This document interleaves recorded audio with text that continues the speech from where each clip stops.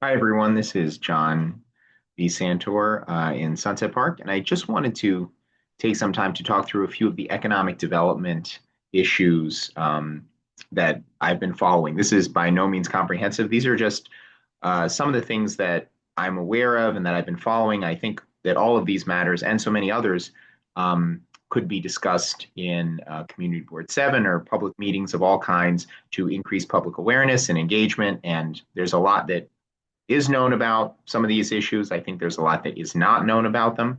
So I just wanted to run through a certain number of them and just give you some sort of big picture ideas. And this document, I can make this document available as well. So most of what I'm focused on is going to be the waterfront, the Sunset Park waterfront, represented right here, because obviously this is the industrial business zone. This is the industrially zoned area. So basically, we're going to focus from the 65th Street rail yard here, past Brooklyn Army Terminal, past the meat market. This is the Bush Terminal campus. This is the what was to be Steiner Studios, although we'll talk a little bit about that. I think that project is in question right now. This is the Made North Campus. Obviously, some of the Industry City buildings here. This is the huge SBMT project. So that's the general area that we're going to be talking about. So let me just go ahead and run through some of these issues. I'm going to try to make this succinct so that it does not go on for too long. Immigration policy and local business. Simply put, obviously, this is a top of mind concern for so many people in the neighborhood. How are the Trump administration's policies towards immigration, specifically ICE activities, detaining people, how is that affecting the local business? Obviously, there are so many immigrants in Sunset Park. I just had a couple articles here that speak to local detentions. June 2025 article, the New York Daily News talked about many restaurants along Fifth Avenue saying that business is down, business is hurting because of what ICE is doing. Some more recent ones in the Sunset Post, which is a new publication focusing on Sunset Park, talking about number of detentions that have happened, 8 apprehensions between January 8th and January 11th. This is of this year, 2026. Councilperson Aviles at a recent meeting talked about raids that have been happening throughout the neighborhood. Let me just go to this article quickly. This was at a recent CB7 hearing. And ICE takes one or two people in our community every day, Aviles stated. Families are being torn apart in a heartbreaking proposition. So, how is this affecting people? This is a new website that was put up to focus on individuals who are looking for financial support because they have been detained by ICE. So these are GoFundMe's that are public. So what is the impact of these policies towards Sunset Park? More broadly, what are the overall challenges facing local businesses? What are the most significant local economic development small business success stories? Okay, so here actually, I'm sorry, I should have sort of pivoted. So there's the immigration question and how that is affecting local businesses. Aside from that, I think if you care about local business and local economic development, what are the issues that are affecting local businesses here in the area? So traffic, police enforcement, regulation, all of those matters that are important to local business owners. What is helping them? What is hurting them? So again, two different issues: sort of the immigration policy and just local business challenges in general. So immigration policy and local business challenges slash success in general. So those are worth exploring, I think, including success stories. I mean, it's important to focus on what are the success stories that have taken place, what are missed opportunities, things that could have happened that have not happened in the neighborhood. So again, it would be wonderful to hear more from local businesses about what is working, what is not working, and definitely a lot of organizations could speak to that, and businesses could speak to that. Overall industrial business zone and Sunset Park data. This is something that I always wonder about, just how many people are working in industrial businesses, both along the waterfront throughout Sunset Park and in the community, because there are industrially zoned areas throughout Sunset Park as well. They're not all along the IBZ. Some of them are definitely located within the community. So, what are the trend lines? There was a joint hearing between the Economic Development Committee of CB7 and the Transportation Committee on February 3rd, 2026. Some city officials talked through the New York City Industrial Plan, which is sort of a big picture look at industry and industrial production in New York City, its past, its present, and its future.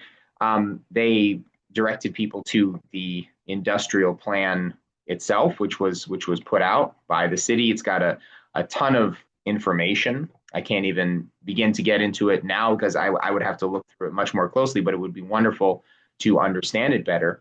I did have this chart in industrial versus non-industrial jobs citywide, which basically shows that industrial jobs have remained flat over the last, at least through 2023, when data was available. Obviously, the city is trying to incentivize industrial jobs. To what extent is that working versus not working? They also had some information specific to Community Board 7. Maybe I should make this screen a little bigger. Oh, interesting. They also had some information specific to Community Board 7 here. These are some of their slides that they showed at the meeting, that 10,000 people in the area, in the CB7 area, work in industrial jobs. 10,000. Not insignificant, but not huge. For example, 31,000 people work in what are classified as institutional jobs. They also highlighted different sectors: a food cluster, the 65th Street Yard, Industry City. As you can see, Industry City is associated with a lot of office jobs, at least part of the campus there. And they had information about the zoning for the area, transportation and infrastructure in the area. So what's the best data available on hiring and employment throughout the IBZ and Sunset Park? How is data collected? How are numbers changing over time? New York City released a Sunset Park district update based on data in 2024. This is sort of a bigger issue. I always ask about what data is collected, how is the data collected, how is the data made available. So this was the most recent update. It was the Sunset Park district update that EDC put out. And one of the things that I thought was interesting in it was that it stated that 4,160 employees worked across all city managed properties in the IBC, of which 510 worked in the Brooklyn wholesale meat market. So I was trying to extrapolate from that, just related to a single property, which was the Brooklyn Army Terminal. Yeah, this was the Sunset Park District update, which had to do with a whole bunch of sites. These are all the city managed properties up and down the waterfront. So I was trying to extrapolate based on this. If there are 510 people who work at the meat market, the wholesale meat market, which is here, the wholesale meat market is here. If 510 people work here, and there are 4,160 employees across all city managed properties at the IBZ, does that mean that Brooklyn Army Terminal, for example, could have only a maximum of 3,650 workers? And wouldn't that be an actual decrease? Because for years, the city has been saying that more than 4,000 people work at Brooklyn Army Terminal. But those numbers seem to indicate that there couldn't be more than, say, 3,600 people working at Brooklyn Army Terminal. I'm just speculating here, but I'm saying what we need to know is we need to get the best information. We need to get the best methodology and the best information that's available. We need to look at past data, at present data, not just for how many people are working along the IBZ, but for programs that operate along the IBZ, such as for the Workforce One Center at Brooklyn Army Terminal. How is data produced? How often is it available? Could it be more available? Could it be made available more often? This has been something that I think is really important, because I really feel like there's a lack of timely data about how many people are doing what, including its city-owned properties within the IBZ.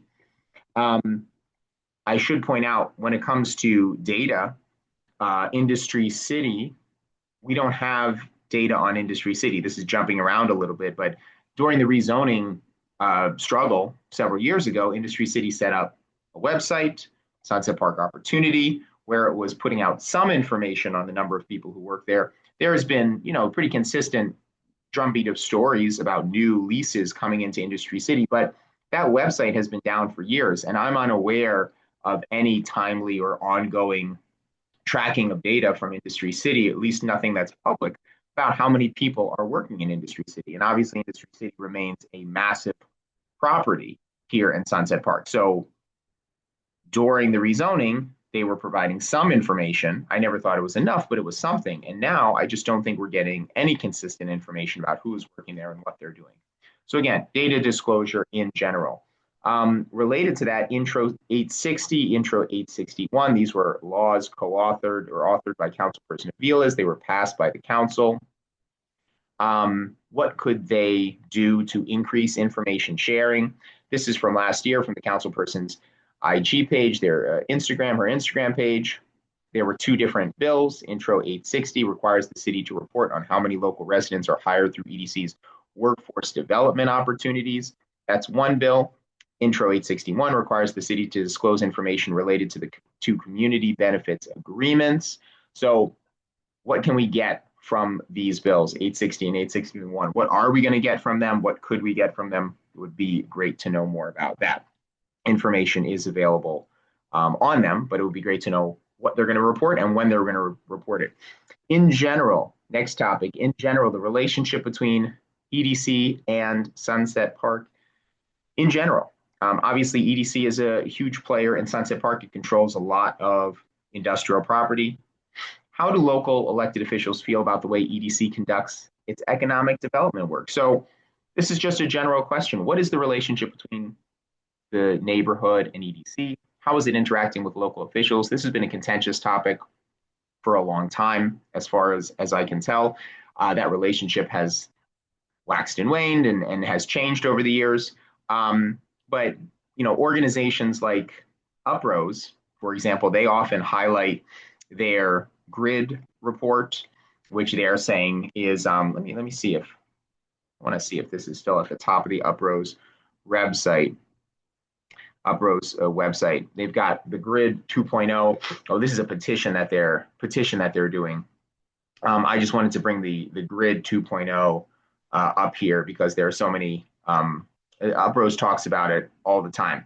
Digging into the grid and what the grid consists of is an issue unto its own, and it would be really important to understand that better. But I just want to bring this up to say that UPROS have put out these grid plans, these overall visions for the future of the waterfront, for the future of industrial land in Sunset Park. They're often critical of EDC. They've worked with them too, but they're often critical of the way EDC conducts its projects. And I think a central critique is that EDC is making decisions first and then asking for public feedback later. UPROS says it does the opposite, that it asks for public input and then uses that to craft plans. In fact, last December, UPROS issued a statement calling for a halt to new EDC activity in Sunset Park. That has not happened. EDC has continued its activity, but it was interesting that UPROS called for a moratorium on any NYC EDC activity until the transition from one government to the next is complete. And they're also critiquing NYEDC's just overall approach. NYC-EDC's recent decisions have caused harm to frontline communities across Brooklyn and the city at large. They appear to be turning a corner, but EDC's deals have prioritized private profits and corporate partnerships over community needs, etc. This would be a conversation worth having. What is the difference between the way UPROS operates and the way EDC operates? Is there a difference? Is the difference as stark as UPROS says that it is? So that is a critical topic, as well as just exploring the Grid 2.0 and digging into its specifics. Okay, I realize I'm jumping around a little bit. I was trying to go geographically, and then I realized jumping around. 65th Street Rail Yard project and its connection to the Interborough Express. So would love to know more about this project. This is a huge deal. This would be a big change, this 65th Street rail yard line. It's supposed to terminate here. As far as I understand it, the line is going to go from the 65th Street rail yard and wrap all the way around into Astoria eventually. Engineering and design has commenced as of last year. Basically, this plan is a go. It is moving forward. But how is it going to impact the neighborhood? How is it going to impact Brooklyn Army Terminal? How is it going to impact the 65th Street rail yard? I would love to know more about the rail yard myself. I mean, you've got this float bridge here where you can do intermodal transportation. You can bring rail here and then put it onto boats or vice versa. I have no idea how often that happens. I mean, I see trains coming into and out of the 65th Street rail yard. I once got some data on the number of trains going into and out of it, but it was years old, or my request, I mean, I made years ago. I don't know how much traffic is coming into and out of this railroad. I have no idea how much intermodal traffic is using the I think it's called the float bridge. I might be wrong about that, but how many boats are pulling up and taking cargo from the trains or vice versa. But this is a huge area, this 65th Street rail yard. What is going to happen to it when the Interborough Express project kicks off? How is the neighborhood going to be affected by this project? It would be great to know. Brooklyn Army Terminal job statistics. Again, this is getting back to what we were talking about before. How many people work there? What do they do? What do they get paid? There have been different data collections over the years. Each one had a different methodology. It released different numbers. The job numbers seem to go up and down. I got some data from 2011 to 2018, 2019, from 2022, and then there was that neighborhood, that updated report that we cited before. So, this is an example of, I think it was, let me just close some windows here because I'm trying to keep things organized. I think when you're dealing with a site that's this big and that's a public site, it's really valuable to know what's going on there in as much detail as you can get. And that should be an ongoing conversation that the community is having with EDC about what's happening there and how we can get more information on it. The Climate Innovation Hub, this is a $100 million project. It's going to be led by the Los Angeles Clean Tech Incubator and Cambridge Innovation Center. This is a big project that's designed to facilitate, theoretically, be green businesses coming and operating out of Brooklyn Army Terminal.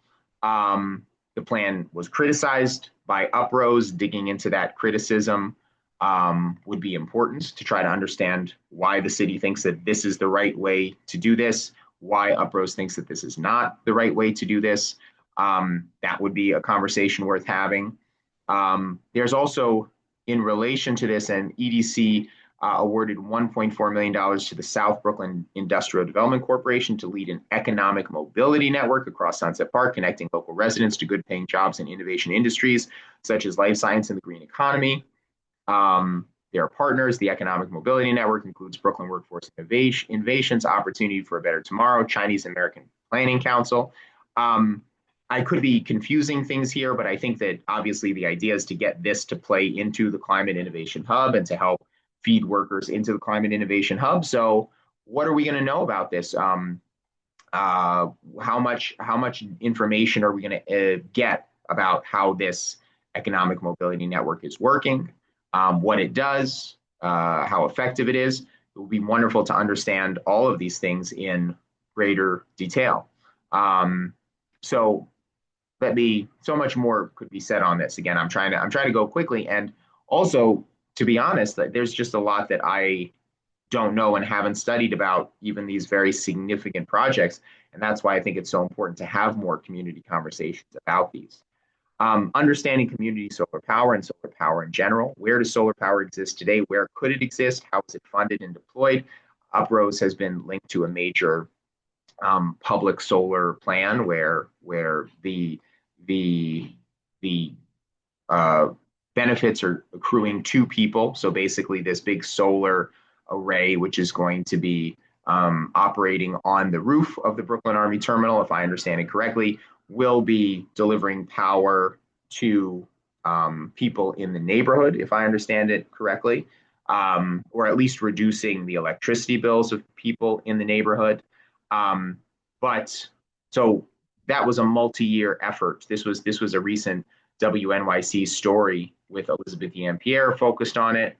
And she said that this has been a project that has taken over 8 years, trying to operationalize a community-led solar project, something that requires a different kind of governance, creates an investment fund to address climate adaptation strategies. That's different. So it's about creating community wealth. We were learning as we went along. We have a 720 kilowatt system that took more than 8 years and is 90% subscribed. It's going to pass on a savings of 20 to 25% into people's pockets. So understanding this and getting the details about how this was developed and how it operates would be really valuable. And it would be interesting to contrast it. Well, first of all, where else could it happen? I mean, there are other major big rooftops in Sunset Park. Obviously, there are lots of big buildings. There's lots of rooftops on the tops of houses. Could they all be covered with solar panels? Where would you want to put solar panels if you were trying to take this model and make it more broad? This is probably the biggest rooftop in the neighborhood, the Jackie Gleason bus terminal, obviously a huge space, but there are lots of areas. I've often wondered about decking over the 65th Street rail yard itself. Huge area. Couldn't you do something there? What about Pier 4? Huge area. What about, well, Pier 6 is now being redeveloped into a park, but there's lots of areas for solar power. So could this model of community owned or community benefiting solar power be rolled out elsewhere? And how would you contrast that with actually just in January, EDC announced another solar project, but it's for the Bat West parking lot. So this is at Brooklyn Army Terminal. This was an RFP that was announced, and all energy produced by this system shall be used on site to offset the electrical consumption of the Brooklyn Army Terminal campus. So basically, EDC is moving forward with, or trying to move forward with, a solar project. I believe it's right here is where they want to create it, but they say they're just going to be using it for Brooklyn Army Terminal. Is that a good thing or a bad thing? Was that a missed opportunity to do more community solar? So again, I'm sorry to be vague about this. This is just something that I need to learn a lot more about, but it would be wonderful to have conversations about what community solar power is, where else it could be deployed, and what it means, what it could mean and what it does mean for the neighborhood. The Brooklyn Wholesale Meat Market. This is this very big site. EDC has continued to basically use it for its current use. I always wonder about its use. The Sunset Park District update states that 510 people work at this site. Where do they live? What is their salary? What benefits do they receive? It would be great to get much more information about who is working here, what they're doing, and long term, is this the best use of this site? Is there anything else that could be done on this site, etc.? I always forget about the boiler building, the Bat boiler building. What else could be done with the Bat boiler building? Is all the windows have been covered up with art to try to make it more appealing from the outside. See, they covered up. This is, I guess, a relatively recent satellite photo. All these windows have been sort of boarded over and there's art on them now. So it looks nicer from the outside, but it's not being used for anything. This is obviously a very old facility. What could it be used for? Okay, I'm really jumping around now. Steiner Sequel. If we go down past some of these privately controlled sites, although a lot of this is Department of Sanitation, it would be wonderful to talk to the Department of Sanitation about what's going on here. That used to be a salt dome. I think that salt, I don't know if the salt's still there. I haven't been down there in a while. The dome itself was in terrible condition, I think was removed. So we've got the Bush Terminal Pierce Park. And then Steiner Studios was going to do its very big film and TV production studio called Steiner Sequel. This building, building 56, was going to be demolished. 57 and 58 were going to be kept and renovated. They were going to do a parking facility here and then a whole bunch of sound stages in 2 buildings down here. But this is the way it was supposed to look. But the project has yet to commence. It was supposed to commence years ago. EDC says that it still wants to move forward with it. Here's something that they wrote in the Sunset Park District update. Due to the COVID pandemic, followed by a nationwide shutdown in film and television production in 2024 and 2025, construction start of the sound stages has been delayed. However, EDC is proceeding with community commitments, including upgrades to Bush Terminal Pierce Park. So there were supposed to be upgrades to the park that were funded as part of the deal, as part of the Steiner deal. I've been critical of this deal for a long time, not because it's inherently irrational. Obviously, the film and TV industry in New York is strong, and people think that it has a lot of potential for the future, and it's New York City has a competitive advantage there, so it makes sense to do it here. But I just thought that this was a very clear example of the city making a decision for the neighborhood without any sort of meaningful community input. So I've never felt like there was much community buy-in here. I always thought that this was just a project that was sort of done by fiat, by the city government. Um, why is EDC still pursuing it? Is it going to happen? I mean, that's the first thing. It's years behind schedule. Is it going to happen? Has the deal fallen through? Does Steiner not have Steiner Studios? Do they not have the financing anymore? Has the industry changed enough? Are there enough questions about the business model of a facility like this so that it's no longer economically feasible? Steiner Studios had said it was going to be a $300 million facility. I'm assuming that that requires a huge amount of loans to go out, and you would have to finance that over many years. They were initially getting a 49-year lease. So is this project still going to happen, basically? And if it doesn't happen, I don't think it should happen, just to take my opinion, because I just don't think that it's been proven. I don't think that there's any evidence that this is the best use for the site for the community. And again, I just don't like projects that don't involve community input. And this is, I think, a very clear example of a huge project that did not involve any community input. But all that being said, what is its status? We should at least be discussing its status, and there's no conversation about its status happening. That needs to happen. Councilperson Aviles, this is another big question, is that just elected officials don't have any opinion on it. Dan Goldman, Marcela Matenas, Andrew Gennardis, Antonio Reynoso don't have a public position on the project. The congressperson, the assembly person, the state senator, Brooklyn Borough president, they have no public position. Councilperson Avila has never had a public position until June 10th of last year, where she said, would it be the project I would have wanted? No, but I haven't moved forward with major objection of the project, mostly because there have been so many community deliberations and so many years have passed. So basically, she's saying this isn't a project she would have wanted. She refers to community deliberations, which I just think have not happened. Very obviously, there has not been community deliberation because the community never had any control over this project.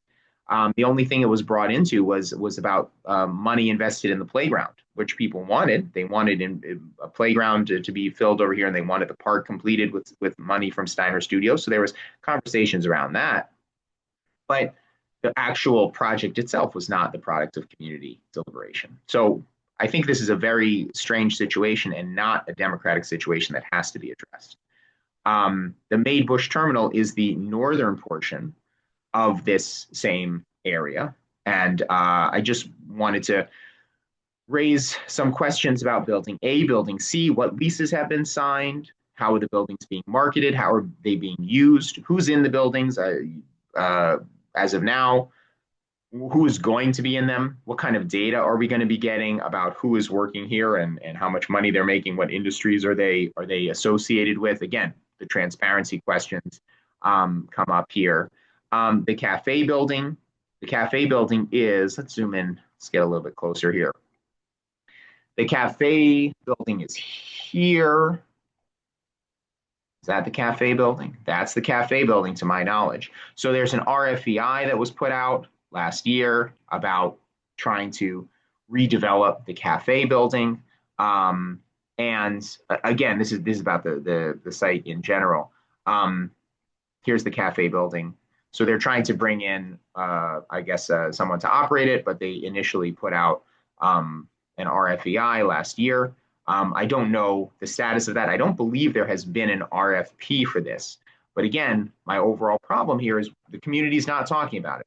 The community, in fact, is not talking about really any of these sites. This is called the Roundhouse. This building right here, what could happen with the Roundhouse? We should be talking about it. This one is called the Powerhouse in general. This, I mean, I think it's called different things, but this is called the Powerhouse. What could happen here with this site? Community should be discussing that. Over here, this is where Eastern Effects was going to get a studio. That was another decision that the city made without community input. Basically, Eastern Effects is another film and TV production space. It had to leave its spot in Gowanus. It was supposed to move here, but that has not started. That project has not started. And it turns out that there's an active lawsuit, as far as I can tell, for $120 million, where basically Eastern Effects is alleging that the city said, okay, we're going to spend $60 million to build you a new film studio, which was the initial announcement. But then the city came back and said, this to build you the studio that you want would require $120 million, and we don't have that much. And so Eastern Effects is suing for $120 million or a studio. I think they're sort of suing for either one. Either you have to build us either you have to build us the facility you promised us, or you have to build us a studio. I'm sorry, I said the same thing twice. You have to build us a studio, or you have to give us $121 million. This is building D. So as far as I can tell, this lawsuit is ongoing. The city has moved to dismiss it. I was just checking some of these court filings here in September. They've moved to dismiss it, but Eastern Effects has appealed that movement. I don't think the case has been closed. I think it's still active. So again, this whole thing was the city moving ahead with this plan without community input, and now it's been mired in litigation for several years. Pier 6, this is one of those things where, the city moved forward with the plan with some community engagement. They held meetings, they did surveys, they asked people about what you want on Pier 6. They ruled out any sort of industrial or maritime shipping, except for some small sort of boutique possible shipping in the future. I've always thought that was a mistake. I applaud EDC for engaging the public and at least having some feedback collected. I think they did two tabling events where they got surveys. They did surveys. I'm sorry, two tabling events where they spoke to people. They also did two formal events where people came and gave feedback. I don't think any of it was enough. I don't think it was enough. I think there should have been a bigger conversation. I think we should have more clearly understood why things like maritime shipping adjacent to a modern industrial site was ruled out to begin with. But they wound up going with what will be a very pretty park. I have my suspicions that a lot of the reason why they want to build a very pretty park here is so that clients in these buildings can have parties there. But I think that's one thing that they want to happen, but this will be open to the public, and the public is going to have access to a very pretty park space. So I think that's revealing. Again, it's not enough community impact, community involvement for me. I've raised questions about that here because, how much feedback did they get? Could they have gotten more? Were elected officials happy with it? I just think that we should be talking about it. Why was there community feedback collected? I mean, this actually seems to be a pattern. The city is willing to get the community's input when it comes to amenities like park spaces or public art, because it did the same thing with the playground improvements that were going to happen here. But then it doesn't get the public input when it comes to the big stuff. So like there was no public input on buildings A and building C. Let me make sure I'm not mixing that up. Building C is here, building A is here. Building C, building A. Public didn't have anything to say about that, was not given the opportunity. No opportunity with Pier 6, no opportunity with the cafe building or the other spots. The 51st Street rail yard, I haven't even mentioned that. This whole giant area, what's going on here? What's the future of this? This is tied to the whole original use of the property, all these rail lines. But what could happen with this whole space? 51st Street rail yard, public is not given an opportunity to talk about that. Public was not brought into the Steiner sequel conversation, but EDC does get feedback about public amenities like these parks, like Pier 6. I think that that's intentional, that there are some things that the city wants to hear from people on, and there are other things where it just decides we're making a decision, and that's what we're doing. So I don't think that's okay. I would like to hear from the city on that. I would like to know how the Mamdani administration feels about that. Eastern Effects, Pier 6, other properties. We talked about some of that. SBMT. Let me go ahead and take a little drink here. So obviously huge project. This, again, came about theoretically because of an RFP that was developed in conjunction with local people and local organizations. It has a website. It's had multiple halts under the Trump administration, but it's been allowed to continue. Basically, the Trump administration has tried to halt it twice. It effectively sued in court. Equinor did, and got activated again. So, big question for me for this wind farm project. First of all, How many people has it employed? How many people will it employ? I just recently got some information um, that I just want to show you from Equinor because I had read in a story in the Sunset Post that 100 Sunset Park and local residents had worked there. Construction at SBMT began in 2024, had employed 100 Sunset Park and local residents. So I emailed Equinor and I said, can you comment on these numbers? And they gave me some updated numbers. They said 2,800 New Yorkers have worked there, more than 1,500 New York City residents, more than 500 Brooklyn residents, more than 125 Sunset Park and local residents. Sunset Park and local means all of these zip codes. So these apply to 11231, 11232, 11220. These are the Sunset Park ones. Okay. So here's what they did. They did a variety of traditional construction roles. They worked on this labor agreement. They worked as part of this labor agreement. Okay, great. I think this is all terrific. But my questions are these for Equinor. How is Equinor tracking these numbers? Does the company have its own tracking system? Are the numbers being reported?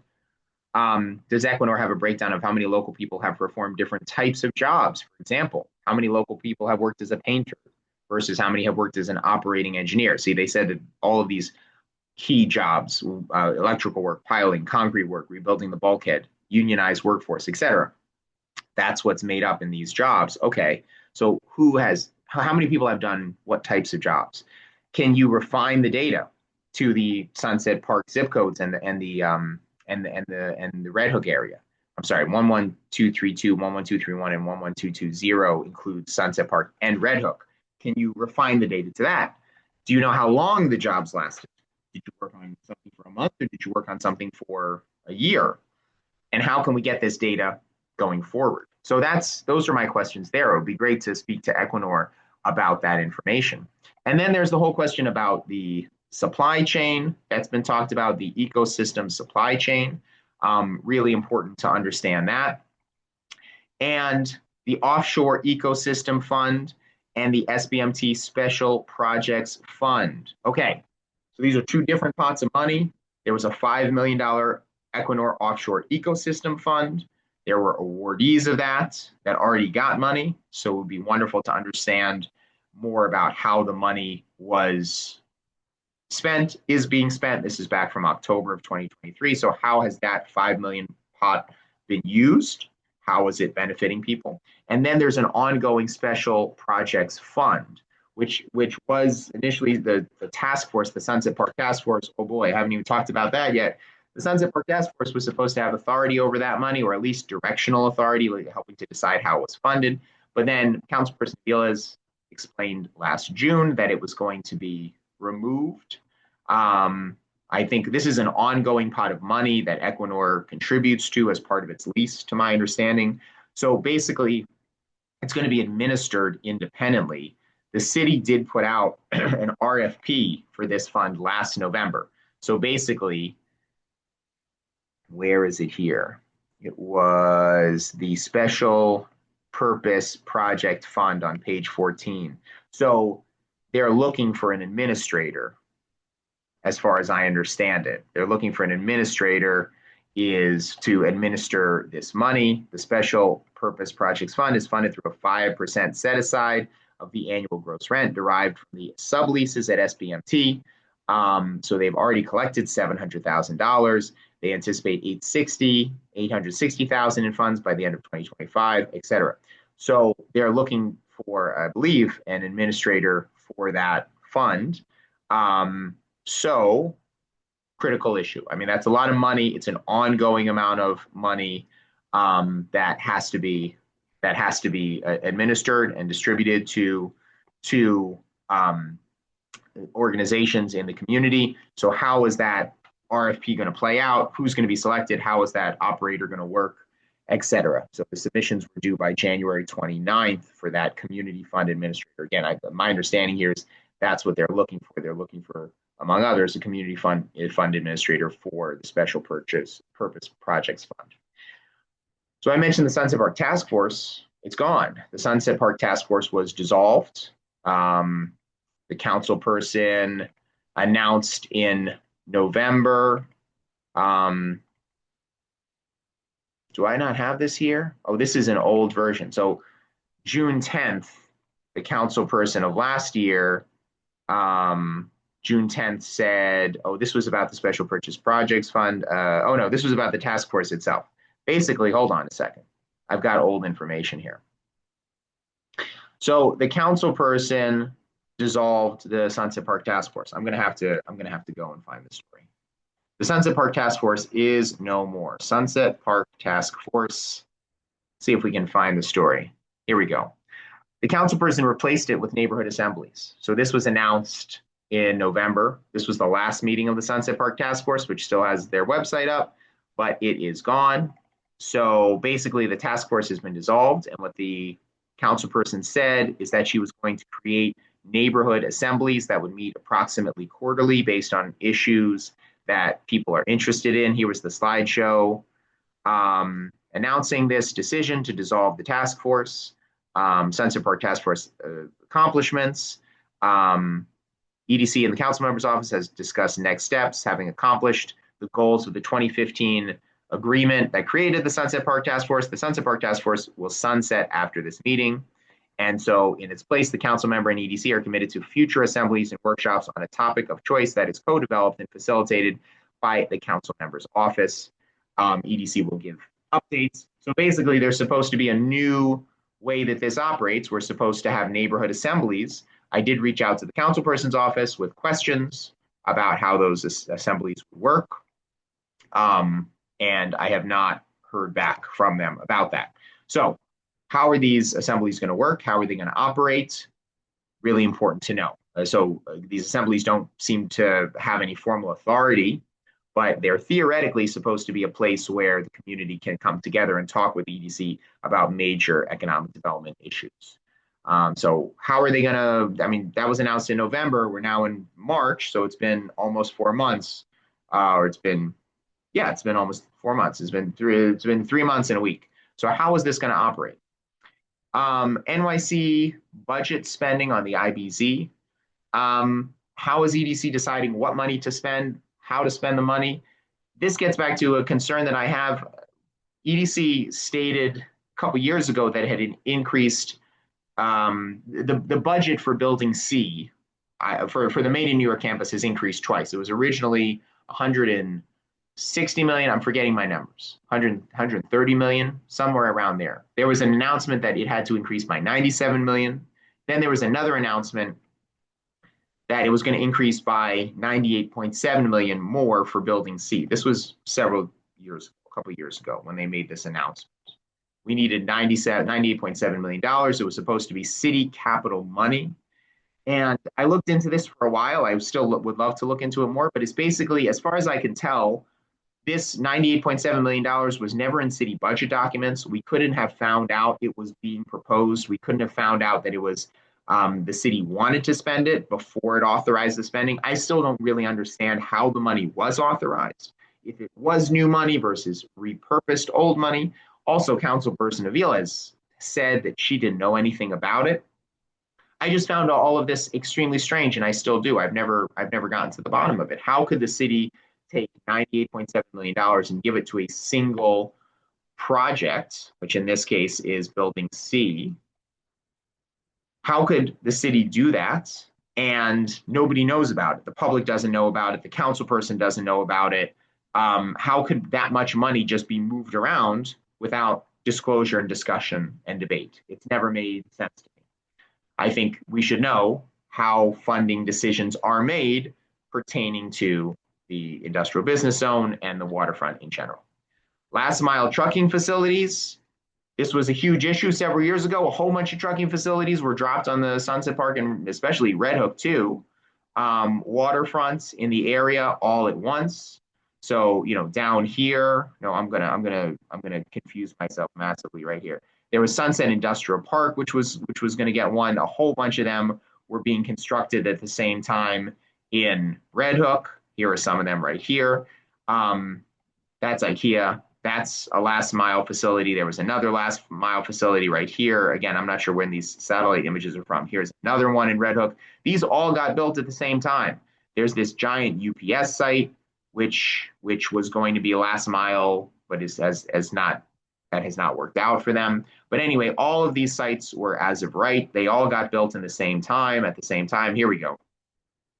This is the uh, Sunset Park Industrial Sunset Industrial Park area. I'm sorry, I'm saying the wrong name. I can't remember. I'm blanking. I'm blanking on the name. I thought it was Sunset Industrial Park, which became the site of more last mile shipping or last mile trucking as well. So all of these facilities were built as of right at the same time.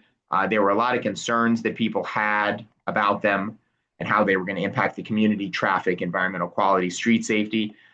They all got built. They're all operating. What's the impact? So what's the traffic impact? What's the air quality impact? What's the economic impact? Who works there? How much money do they get paid? Are any local people working there? If so, how many? Are any of them in a union? A lot of these facilities cater to Amazon. So, we need to talk about this stuff. I think there CB7 had a subcommittee focused on them. There was legislation that was passed related to them, a special permit for last mile warehouses and indirect source rule that were put into effect. And was it put into effect? Was the indirect source rule put into effect? Oh, it hasn't been put into effect yet. See, I should know a lot more about this. And I don't even, this is something that I was following and then I lost track of it. What's the status of the indirect source rule? I don't think it was actually passed. This has to do with where you can, I think, site these facilities. It would require the commissioner of the Department of Environmental Protection to promulgate an indirect source rule to reduce emissions attributable to the use of indirect sources, such as warehouses or other structures that attract mobile sources of air pollution, such as vehicles. It would regulate certain large warehouses and any other indirect sources determined by the commissioner. But I don't think that this has passed. The special permit did pass, I believe. The special permit did pass. Oh, I should definitely have done more research on this before bringing this up. Let's see if we can figure this out. New York City, special permit last mile warehouses. I thought that this one passed. Last mile facility text amendment. New York City proposes to regulate. City of New York commits to regulating last mile. Yeah, I thought we did this one. Councilmember Avila's, Brooklyn Borough President Antonio Reynoso, Last Mile Coalition gathered to commend the New York City Department of City Planning on the city's commitment to regulating last mile warehouses via special permit process in conjunction with the city of Yes for economic opportunity. So this one did get put into effect. Requires a special permit for all new last mile warehouses. So you can't just do them as of right anymore. You need a special permit. And the council member was a big part of making that happen, along with Earth Justice and other local folks. But that I don't think that necessarily affects the ones that already got built and are already operating, and they all were built so quickly within a few years, and especially during COVID, it was hard to. They were as of right. I mean, you couldn't stop them. So what's going on there? What's going on with this legislation? What's going on with these facilities and the way that they're impacting people? Large private and public properties that could host new uses. So many private properties. I mean, basically everything we've been talking about is publicly controlled, but here's the Whale Building. What's going on with the Whale Building? How many tenants does it have? How occupied is it? To what extent is it connected to local hiring at the community? I mentioned this is the site controlled by sanitation. It would be wonderful to know more about what sanitation is doing there. Where's the Commodore Building? Can I find the Commodore Building by site? There it is. The Commodore Building, privately owned. What's happening in the Commodore Building? How many people are working there? To what extent is it tenanted? What could be done with the Commodore Building? These are just a few of the big ones that jump out. Obviously, we mentioned Industry City before. If we go over to Red Hook, I always wonder here about the grain terminal. As far as I understand, the grain terminal, hold on, let me find it before I point at it. The grain terminal, to my understanding, has been basically empty for decades, generations. Obviously, a lot of work has been done reactivating all of these fields behind it, next to it. But the grain terminal itself, and this giant, these shipbreaking facilities here. Um, what's happening here? What could happen here? I mean, this just, it seems to me like you would want to have an ongoing, robust community dialogue about a giant site like this that has been vacant for a very long time. I'm sure local people in Red Hook know all about it, but shouldn't we be talking about it? And again, same thing with the with properties like the Commodore Building here in Sunset Park. Very large property. To what extent is it available? What could be done with it? Couldn't we be talking about that as well? So large properties like that, I think, deserve much more conversation. Finally, I just want to say the work of local leading nonprofits. What are their priorities? What are their goals? How do they establish what they care about? How do they raise money? How do they engage the community? What futures are they envisioning? There are so many here. UPROSE, SBIDC, OBT, BWI, Center for Family Life, Sunset Park Business Improvement District, Chinese American Planning Council, Fifth Avenue Committee. I talked a lot about, or I referenced UPROSE. I didn't even talk very much about so many of these other organizations, SBIDC being a very prominent one, but also OBT, BWI, the Center for Family Life. They all run programming. They've all been in the community for a long time. What are they focused on? What is the impact of their work? How do they measure the impact? How do they design their programs? How do they assess the small d democratic nature of their work? Meaning how do they make decisions? To what extent are those decisions democratic or not? You could do a meeting with each one of these organizations and focus on what they do and what they care about and how they assess its impact. So I hope this is a useful overview. As you can see, a lot of these things, I think there's a lot of information out there. Some of it is known, some of it is not well known. I myself am, as is evident, I don't know a lot about some critical stuff that I should know about, and I would love to learn more about it. Things involving a whole bunch of issues that we talked about. I would love to know so much more about these issues, and I think if we had more community meetings on an ongoing basis, we could explore these issues together and get a lot more information into the public domain. So I would encourage the community to do that, and would encourage the organizations in Sunset Park, be they CB7 or any other organization of citizens, to come together and discuss these issues on an ongoing basis, because there's a lot to talk about. So thank you so much for your time.